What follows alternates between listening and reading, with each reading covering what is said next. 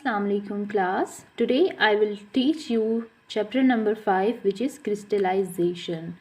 आज मैं आपको पढ़ाऊंगी कि क्रिस्टलाइजेशन क्या होता है, उसके ऑब्जेक्टिव्स क्या हैं, एप्लीकेशंस क्या हैं, ये सारी चीज़ें मैं आज आपको पढ़ाऊंगी.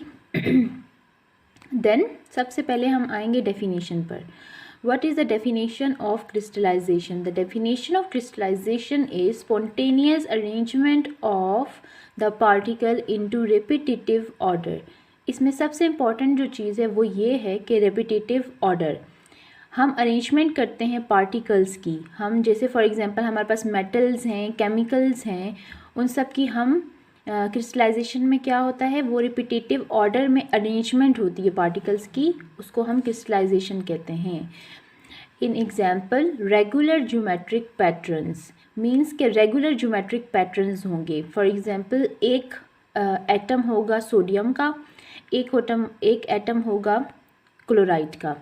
ठीक है, इसी तरह नेक्स्ट पे सोडियम आएगा, फिर chloride, then sodium, then chloride. ये रिपीटेटिव जो होगी रेगुलर ज्योमेट्रिक पैटर्न बन जाएगा.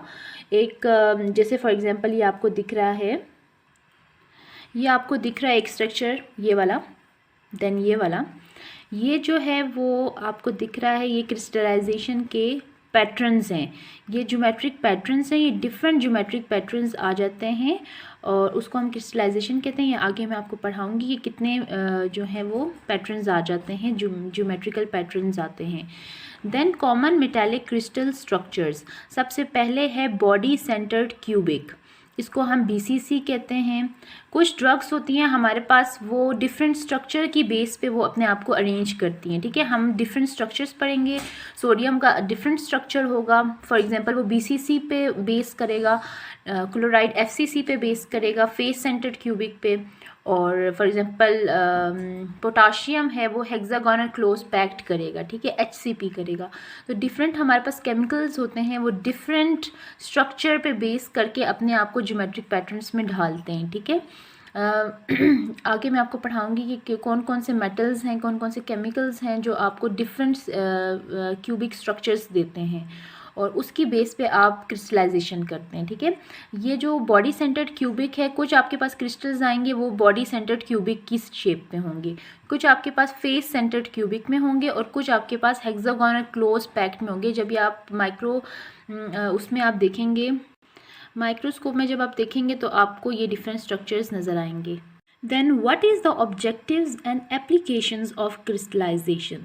Number 1, purification of drugs. Drugs को purify करने के लिए हम crystallization करते हैं. ठीक है, क्रिस्टलाइजेशन की टेक्निक और मेथड भी मैं आपको आगे पढ़ाऊंगी. ये आपका स्टार्ट से है. जैसे आपको फॉर एग्जांपल क्वेश्चन आता है पेपर में, write about a note on crystallization. Then आप डेफिनेशन से स्टार्ट करेंगे, then common metallic crystal structures बताएंगे उन्हें, देन ऑब्जेक्टिव्स एंड एप्लीकेशंस बताएंगे. ये आपको मैं पेपर पॉइंट ऑफ व्यू से पढ़ा रही हूँ कि आप लोगों ने ये याद करना है. ठीक है, जो आपके फाइनल पेपर्स होंगे उसमें आपने बिल्कुल इसी तरीके से लिखना है. अगर आप इस तरीके से लिखेंगे तो आपको फुल मार्क्स मिलेंगे. सबसे पहला ये है कि प्यूरिफिकेशन ऑफ ड्रग्स. ड्रग को प्यूरिफाई करने के लिए हम क्रिस्टलाइजेशन करते हैं. नंबर 2 है बेटर प्रोसेसिंग करैक्टरिस्टिक्स. जैसे कुछ ड्रग्स होती हैं उनकी फ़्लो प्रॉपर्टी अच्छी नहीं होती, मींस वो बाइंड नहीं करते एक दूसरे के साथ, उसके एक्सिपिएंट्स जो हैं वो एक्टिव ड्रग के साथ बाइंड नहीं करते, फ़्लो प्रॉपर्टी अच्छी नहीं है, तो हम क्या करते हैं, उसकी क्रिस्टलाइजेशन कर लेते हैं. जब हम उसकी क्रिस्टलाइजेशन करते हैं तो उसकी प्रोसेसिंग करैक्टरिस्टिक्स जो होती हैं, तो उसकी बेटर प्रोसेसिंग करैक्टरिस्टिक्स अच्छी हो जाती हैं. नंबर 3 है ईज़ ऑफ हैंडलिंग. आसानी से आप काम कर सकें. एक केमिकल है, आपने उसकी क्रिस्टल्स बना ली हैं, आपने उसको एक बॉक्स में डाल के रख ली हैं. ठीक है, अगर आपने क्रिस्टल्स बना लिए हैं तो आपको पता होगा कि ये इसमें एक्टिव एक्सिपिएंट है जिसके आपने क्रिस्टल्स बना लिए. लेकिन अगर आप एक बोरी भर के आपके पास ड्रग हो, उसमें जो एक्टिव है वो मिक्स हुआ वो एक्सिपिएंट के साथ, मीन्स एक ड्रग होता है और एक होता है एक्सिपिएंट. ड्रग जब मिक्स होगा एक्सिपिएंट्स के साथ तो वो आपको एक बोरी भर के आपको मिल जाएगा. लेकिन अगर आपको जस्ट एक ड्रग चाहिए तो आप उसकी क्रिस्टल्स बना के आप एक छोटे से बॉक्स में भी रख सकते हैं. तो ये ईज़ ऑफ हैंडलिंग है. Then number 4 is better chemical stability. आपने क्रिस्टलाइजेशन करने से पहले उसकी स्टेबिलिटी चेक करें और क्रिस्टलाइजेशन करने के बाद स्टेबिलिटी चेक करें. तो क्रिस्टलाइजेशन करने के बाद जो है वो केमिकल स्टेबल हो जाती है ड्रग हमारी. Then number 5 is improve physical stability. Physically भी जो है वो इम्प्रूव होती है उसकी स्टेबिलिटी, केमिकली भी होती है और फिजिकली भी होती है। अब chemical stability and physical stability में डिफरेंस क्या है? केमिकल स्टेबिलिटी का मतलब है कि केमिकली उसको कोई मींस कुछ ड्रग्स होती हैं वो हाइग्रोस्कोपिक होती हैं, मींस अगर उन्हें ज़रा सा पानी लग जाए तो वो एब्जॉर्ब कर लेती है पानी को और वो फूल जाती है और उसकी स्टेबिलिटी ख़राब हो जाती है। ठीक है, जैसे हम फंगस लग जाए किसी ड्रग को या वाटर की इन कंटेक्ट आ जाए, एटमॉस्फेयर में भी हमारे पास पानी होता है, तो अगर वो उसके भी इन कंटेक्ट आ जाए तो उसकी केमिकल स्टेबिलिटी ख़राब हो जाती है। एंड फिज़िकल स्टेबिलिटी का आपको मैं बता दूं, फिज़िकल स्टेबिलिटी भी इम्प्रूव होती है इसमें। फिज़िकल स्टेबिलिटी का मतलब ये होगा कि जब हम उससे इन्वायरमेंट में एक्सपोज करते हैं तो वो अपनी फ़िज़िकल डायमेंशंस को, फ़िज़िकल स्ट्रक्चर को मेंटेन रखती है। जब हम क्रिस्टल्स बनाते हैं तो ये बॉडी सेंटर्ड क्यूबिक उसका स्ट्रक्चर होगा क्रिस्टल का, तो वो बॉडी सेंटर्ड क्यूबिक ही रहेगा 1-2 साल तक। ये नहीं कि एक दिन वो बॉडी सेंटर्ड क्यूबिक हो और अगले दिन वो लिक्विड बन जाए या गैसियस फॉर्म में आ जाए। ठीक है, तो फिज़िकल स्टेबिलिटी भी ड्रग्स की इम्प्रूव होती है। Then number 6 is improved bioavailability. Bioavailability भी ड्रग्स की इम्प्रूव होती है। Number 7 is sustained release formation. Sustained का रिलीज फॉर्मुलेशन का मतलब ये होता है कि हमने फॉर एग्जांपल एक ड्रग हमने इंजेक्ट की अपनी बॉडी में, ठीक है, फॉर एग्जांपल एस्प्रिन। ठीक है, अब एस्प्रिन का जो टाइम होगा हमारी बॉडी में, जितना फॉर एग्जांपल कितनी देर में वो आपका सर दर्द ठीक करता है, मीन्स फॉर एग्जांपल 30 मिनट्स में वो आपका हेडेक ठीक कर देता है। ठीक है, लेकिन अगर आप उसको सस्टेन रिलीज फॉर्मुलेशन में बनाएंगे तो वो आहिस्ते आहिस्ते ड्रग रिलीज़ करेगा। ठीक है, आहिस्ते आहिस्ते वो अपना ड्रग रिलीज़ करता रहेगा और सर दर्द पूरे 2 दिन तक भी ठीक होता रहेगा। मीन्स आपकी बॉडी में वो ड्रग जाती जाएगी, उसको हम सस्टेन रिलीज फॉर्मुलेशन कहते हैं।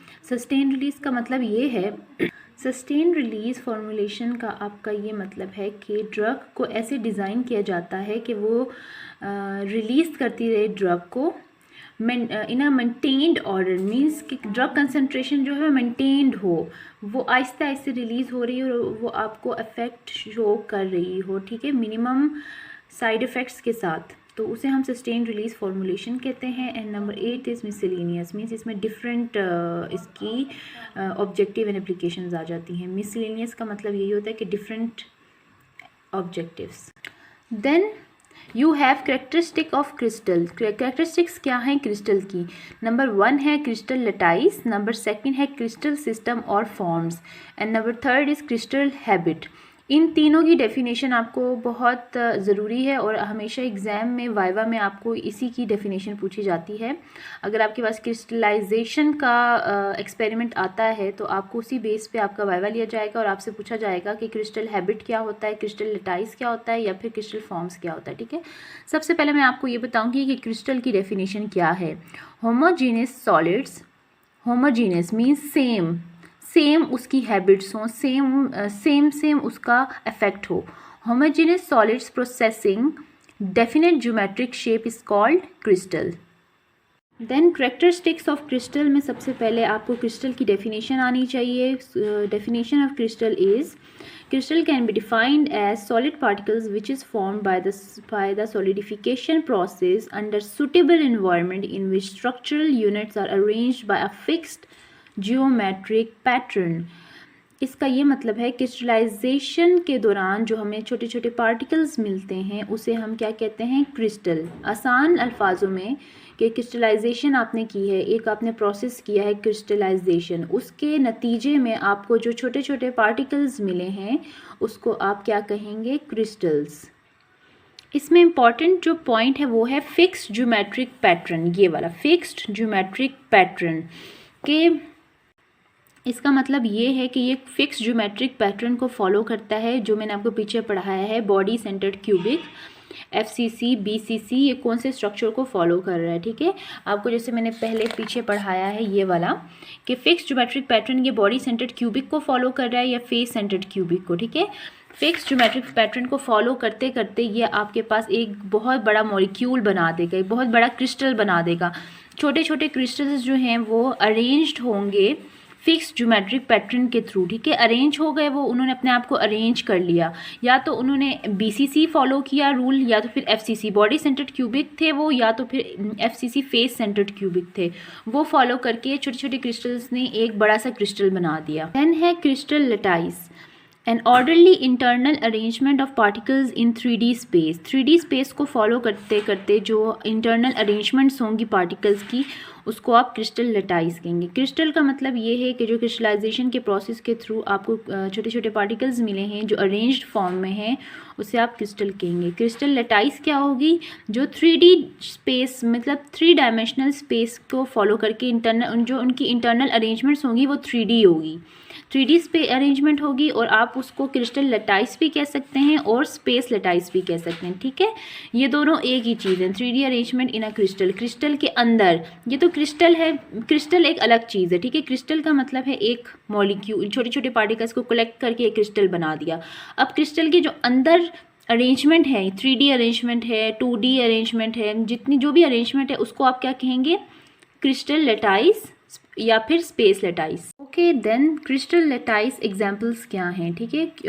नंबर 1 है क्यूबिक बॉडी सेंटर, जो मैंने आपको सबसे स्टार्ट वाली स्लाइड में बताया था कि 3 हमारे पास स्ट्रक्चर्स होते हैं। एक होता है क्यूबिक बॉडी सेंटर CBC, एक होता है क्यूबिक फेस सेंटर्ड FCC, और एक होता है हेक्सागोनल, ठीक है। क्यूबिक बॉडी सेंटर्ड में सबसे पहले आपका आ जाता है FE स्टैंड्स फॉर आयरन। ये जो है शो करता है क्यूबिक बॉडी सेंटर्ड स्ट्रक्चर। जो आयरन के जो क्रिस्टल्स होते हैं वो क्यूबिक बॉडी सेंटर्ड के ये फॉलो करते हैं, ठीक है, इसकी फॉलो करते हैं अपने स्ट्रक्चर को।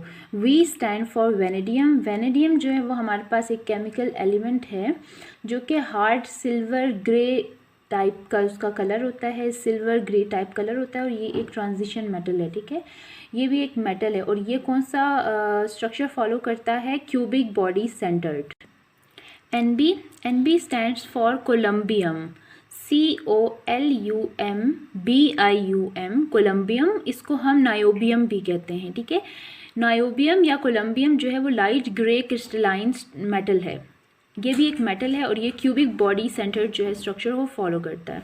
Then CR stands for chromium. Chromium हमारे पास सिल्वर स्टील ग्रे टाइप इसका कलर होता है, और ये एक हार्ड ब्रिटल क्रिस्टल टाइप होता है, एंड ये ट्रांजिशन मेटल है, ये भी मेटल है। ये चारों मेटल्स हैं, और ये चारों मेटल्स जो हैं वो फॉलो करते हैं cubic body centred. FE stands for iron, V stands for vanadium, NB stands for niobium, and CR stands for chromium. Then cubic face centered which follow aluminium, nickel, AG stands for argon, copper and silver. Then number 3 is hexagonal. Hexagonal structures जो है वो follow करती हैं, which is number 1 is titanium. TI stands for titanium. Titanium silver color एक metal है, और वो follow करता है hexagonal structure. ZN stands for zinc, MG stands for magnesium, and CD stands for cadmium. CD stands for cadmium, CADMIUM, cadmium। ये zinc और mercury से मिलके एक मेटल बनता है, ठीक है, कैडमियम उसको कहते हैं। देन यू हैव अनदर, ये जो आपकी क्रिस्टल लैटिस एग्जांपल्स मैंने आपको बताई हैं, ये आपको याद रखनी है, क्योंकि जब आप आयरन की क्रिस्टल्स बनाएंगे तो वो आपको बताना होगा एग्जामिनर को कि आपने आयरन की क्रिस्टल्स बनाए हैं जो कि फॉलो करती है क्यूबिक बॉडी सेंटर्ड स्ट्रक्चर। या फिर आपने अगर एल्यूमिनियम के क्रिस्टल्स बनाने हैं, तो आपको एग्जामिनर को बताना होगा कि आपने CFC जो है फेस सेंटर्ड, FCC उसका नाम है, फेस सेंटर्ड जो है क्यूबिक आपने स्ट्रक्चर को फॉलो किया है। या फिर आपने जब मैग्नीशियम के क्रिस्टल्स बनाएंगे तो आप बताएंगे hexagonal. Then you have a unit cell. हमारे पास सेल क्या होता है? Cells combine to form tissue. Cells मिलते हैं तो टिश्यू बनाते हैं, tissue combine to form organ, and organ combine to form organ system. इसी तरह जो हमारे पास यूनिट सेल का ये मतलब है कि डिफरेंट क्रिस्टल्स जो होते हैं वो एक दूसरे से मिलते हैं तो वो क्या बना देते हैं? Unit cell. The smallest geometric portion which repeats to build up the whole crystal, जो रिपीट होकर होल क्रिस्टल बनाता है उसे यूनिट सेल कहते हैं। अब इसमें आपके पास यूनिट सेल कौन सा है? That is your unit cell, ये वाला, ये आपके पास यूनिट सेल आ जाएगा आपका। ये जो एक डब्बा है, ठीक है, ये एक डब्बा बना हुआ है, इसके जो दरमियान वाली जगह है इसको हम यूनिट सेल कहेंगे। ऊपर भी एक डब्बा बना हुआ है, इसके दरमियान वाली जगह को आप क्या कहेंगे, यूनिट सेल कहेंगे, ठीक है। इसका मतलब होता है कि ये यूनिट सेल है, और जो आपके पास ये डॉट्स डले हुए हैं वो लेटाइज पॉइंट्स होंगे, ठीक है। जैसे 1 2 3 4, ये 1 2 3 4 आपके पास जो है 1 2 3 4 जो आपको गोल गोल नज़र आ रहे हैं वो आपके पास लेटाइज पॉइंट्स होंगे, और जो ये डब्बे के दरमियान वाली जगह है, ये डब्बे के दरमियान वाली जगह, ये डब्बे के दरमियान वाली जगह, ये आपके पास यूनिट सेल होगा, ठीक है। अब हमारे पास एक्सियल लेंथ क्या होगी, ठीक है। एक्सियल लेंथ क्या होती है, in the crystal the angle between the two perpendiculars to the intersecting faces is termed as axial angle। अब ये हमारे पास एक एंगल है, ठीक है। इस एंगल के दरमियान जो दो, the angle between the two perpendiculars, ये एक परपेंडिकुलर है, ठीक है। ये वाला जो एंगल होगा ना, ये वाला जो 90 डिग्री पे एंगल होगा, इसको हम क्या कहेंगे, एक्सियल एंगल। इस तरफ भी एक एंगल होगा, उसको भी हम एक्सियल एंगल कहेंगे। इसका मतलब ये होगा the angle between the two perpendiculars, ये एक परपेंडिकुलर लाइन है, एक यहाँ पे एंगल बनेगा और एक इस तरफ एंगल बनेगा, ठीक है। The angle between the two perpendiculars to the intersecting faces, ये इंटरसेक्ट कर रहे हैं एक दूसरे को, ठीक है, उसको हम कहेंगे axial angle. And what is axial length, it can be defined as distance between the centre of two atoms, ठीक है। मैं आपको समझाती हूँ। जैसे ये वाला एक गोल सा मैंने बनाया है, एक ये गोल, इन दोनों के दरमियान जो डिस्टेंस होगा, distance between the centre of two atoms, ये एक एटम ये वाला है, एक एटम ये वाला है, इन दोनों के जो दरमियान में डिस्टेंस होगा उसे हम क्या कहेंगे, एक्सियल लेंथ। एक ये वाला है एटम, एक ये वाला एटम है, ठीक है। इन दोनों एटम्स के जो दरमियान, ये जो मैंने डॉट डाला है, इन दोनों के एटम्स के दरमियान जो लंबी सी लाइन लगी हुई है, डिस्टेंस है जो, उसको हम क्या कहेंगे, एक्सियल लेंथ कहेंगे। यहाँ पे भी एक्सियल लेंथ है, एक्सियल लेंथ, ठीक है। Distance between the centre of two atoms, ये दो एटम्स हैं, इन दोनों के दरमियान जो लंबी लाइन लगी हुई है, डिस्टेंस है, उसको हम कहेंगे एक्सियल लेंथ।